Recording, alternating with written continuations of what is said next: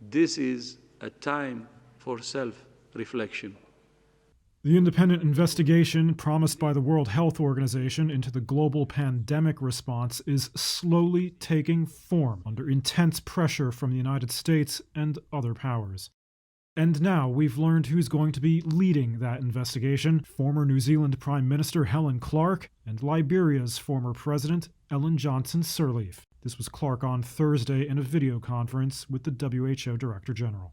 For this assignment, which could only be described as exceptionally challenging. And that's because, as you have outlined so eloquently just now, our world is challenged by what is happening. Challenged in ways none of us could have forecast.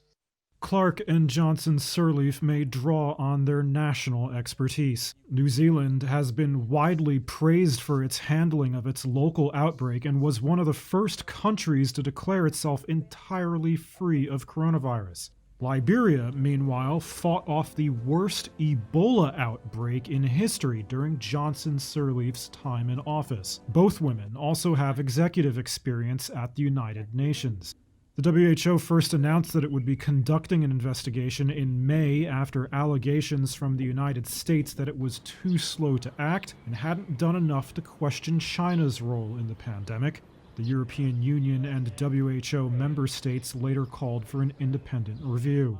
President Donald Trump formalized his plan this week to withdraw from the WHO in a year's time. The panel is expected to submit its initial findings in November.